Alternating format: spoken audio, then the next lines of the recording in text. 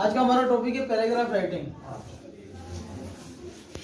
Paragraph का दूसरा मतलब आप आसानी में ऐसा समझ सकते हो कि ऐसे राइटिंग, ऐसे यानी निबंध को बोला जाता है। दोनों में कुछ ज़्यादा फर्क नहीं होता है। निबंध थोड़ा लेंदी होता है यानी बड़ा होता है, पैराग्राफ थोड़ा छोटा होता है। ठीक है। अब बहुत सारे त्यौहार हैं हिंदुस्तान में, अपने इंडिया में। दिवाली, होली, उत्तरायण, जन्माष्टमी, नेशन अगर फेस्टिवल देखें तो 15 अगस्त, 26 जनवरी। अब ये जो ट्रिक बताने जा रहा हूँ ये सीख लोगे तो ऐसा समझो कि सारे त्यौहार आपने एक ही बार में याद कर लिए। ठीक है, क्योंकि ये जितनी भी लाइनें बताने जा रहा हूँ ये कॉमन लाइन है। ठीक है, ये कॉमन लाइन्स आप इंडिया की कोई भी त्यौहार अगर आता है, पैराग्राफ राइटिंग है, ऐसे राइटिंग बारी में जो आती है, कोई भी त्यौहार पे आप ये लाइनें लिख सकते हो, आपका सही रहेगा। ठीक है, बोलना है यूट्यूब पे, ठीक है ना, क्योंकि मेरी ट्रिक है ऐसा नहीं बोलना है, क्योंकि उसमें से मैंने देखा है तो मेरे को लगा कि बच्चों के लिए यूजफुल है तो इसलिए मैं बता रहा हूँ। ठीक है, અને માર્ચ પછી હું ગુજરાતીમાં પણ વિડીયો અપલોડ કરીશ। ઠીક છે, અત્યારે મહત્વ છે માર્ચની બોર્ડની એક્ઝામનું। ઠીક છે, 10મા ને 12માની જે એક્ઝામ આવશે એટલે બધા ગ્રામરના વિડીયો હું અપલોડ કરું છું અત્યારે। માર્ચ પતી જશે એના પછી ઇંગ્લિશ સ્પીકિંગ લેવલના ગુજરાતીમાં પણ વિડીયો અપલોડ કરીશ। ઠીક છે, ગુજરાતીમાં બિગિનર શરૂઆતથી લઈને બોલતા સુધી શું શું કરવું જોઈએ અને કઈ રીતે ઇઝીલી તમે બોલી શકો છો, લખી શકો છો અને વાંચતા આવડી જાય તમને, ये બધા જ वीडियो मैं अपलोड करीश। एंड इन इंग्लिश में भी मैं अपलोड करूंगा। ठीक है ना, लेकिन मार्च के बाद, क्योंकि अभी मेरे पास ज़्यादातर हिंदी मीडियम के स्टूडेंट्स हैं तो अभी मैं सब हिंदी, स्पेशल हिंदी के हिसाब से ही मैं वीडियो बना रहा हूँ। ठीक है, अभी देख लीजिए, समझो कि दिवाली है,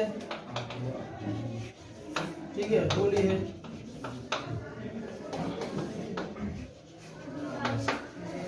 कोई भी त्यौहार हो, इंडिया का कोई भी, जितने भी छोटे बड़े कोई भी त्यौहार हो, बच्चा तो निबंध छोटे से ही लिखता है।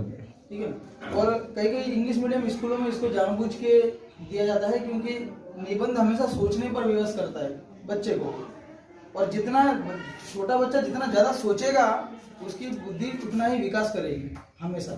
ठीक है, तो तीसरी में हो कि चौथी में बच्चा हो, 5वीं में हो, 8वीं में हो, 10वीं बोर्ड में तो आता ही है 5 नंबर का पैराग्राफ राइटिंग आती है। 12वीं में भी ऐसे राइटिंग अभी तक आता था, अब उसका नाम बदल के पैराग्राफ राइटिंग कर दिया, वो 8 नंबर का आता है। ठीक है, और अगर वो फेस्टिवल पे आ जाता है तो 8 नंबर आपके पक्के। बहुत ही आसान ट्रिक है, देख लीजिए आप। कोई भी त्यौहार पे आपका ऐसे राइटिंग पैराग्राफ राइटिंग आता है, सबसे पहली लाइन आपको क्या लिखना है?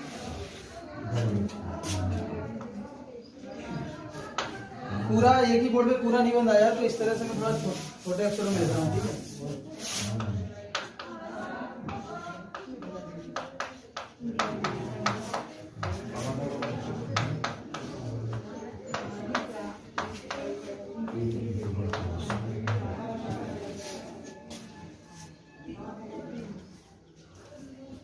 ठीक है, भारत त्योहारों का देश है।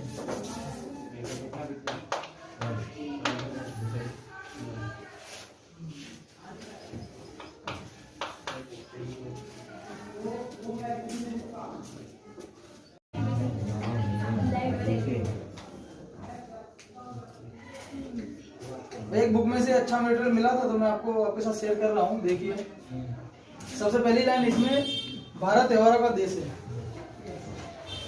उसका आपको बनाना है India is the country of festivals. इसमें आपको एक एक शब्द का अनुवाद मिल जाएगा, याद करने में बहुत ज्यादा तकलीफ नहीं पड़ेगी। देखो, भारत त्योहारों का देश है, India is the country of festivals, और सब कॉमन वर्ड ही है जो आप सुनते आए हो। भारत में बहुत सारे त्यौहार मनाए जाते हैं। There are many festivals celebrated in India। तीसरी लाइन है, हमारे देश में 3 तरह के त्यौहार हैं। There are 3 kinds of festival in our country। ठीक है, वह धार्मिक, सामाजिक और राष्ट्रीय है। देखो, राष्ट्रीय त्यौहार जैसे पहले मैंने बताया कि 15 अगस्त, 26 जनवरी, ठीक है, इस तरह के होते हैं।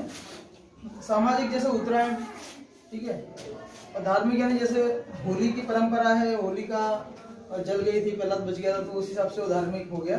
ठीक है, 3 तरह के त्यौहार होते हैं। They are religious, social and national। ठीक है, रिलीजियस धार्मिक, सोशल सामाजिक, नेशनल राष्ट्रीय। वह उत्तरायण, दिवाली, होली आदि हैं, और भी हैं, ठीक है ना, आदि इसलिए लगाया है। इसको इंग्लिश में एटसेट्रा बोलते हैं, ठीक है। They are the Diwali, Holi and Uttarayan, ये एटसेट्रा लगा है, इसका मतलब होता है इत्यादि या फिर वगैरह वगैरह। हर एक त्योहार का अपना महत्व है। ईच यानी हर एक, each festivals has its Uttarayan own importance, ठीक है ना, अपना महत्व, ओन इम्पोर्टेंस, ठीक है, अपना खुद का महत्व। सब त्योहारों को महान आनंद से मनाया जाता है, ठीक है। देखो यहाँ पर इंजॉय, इसमें देखो इंग्लिश देखो, and all festivals are celebrated with great joy. यहाँ पर इंजॉय भी आ सकता है, लेकिन जॉय क्या होता है, महान जो आनंद होता है ना, जो आनंद में खो जाना, तो वहां पर ज्यादातर जॉय को यूज करते हैं। लेकिन मुझे सबसे ज्यादा ब्लैंक से खाली जगह है पसंद है, ठीक है ना। यहाँ पर आपको जिस जो भी त्योहार पूछा गया हो, दिवाली के बारे में पूछा गया हो तो यहाँ पर दिवाली लिख देना है, ठीक है ना। होली के बारे में पूछा गया तो यहाँ होली लिख देना है, ठीक है। समझो कि दिवाली के बारे में अगर पूछा तो, लेकिन मुझे सबसे ज्यादा दिवाली पसंद है, ठीक है। But I like Diwali the most, ठीक है। मोस्ट यानी पसंद होना, सबसे ज्यादा, ठीक है ना, बहुत ज्यादा, तो वहाँ पर मोस्ट का उपयोग करते हैं। सचमुच हमारा जीवन एक भव्य त्योहार है। रियली और life is also glorious festivals, ठीक है। ग्लोरियस का उपयोग वहाँ पर किया जाता है, जो भव्य, जैसे फ्लैट्स हैं कई सारे, इसमें स्कीम में देखा जाता है कि लग्जरियस फैसिलिटी, ठीक है। तो वहाँ पर तो इस तरह का ही वर्ड है, ग्लोरियस, भव्य त्योहार है, ठीक है ना, विशाल त्योहार है, ठीक है। अपना लाइफ भी है ना एक विशाल त्योहार जैसा, ठीक है। तो देखिए ये सब जो लाइनें हैं ये कॉमन लाइन है, ठीक है।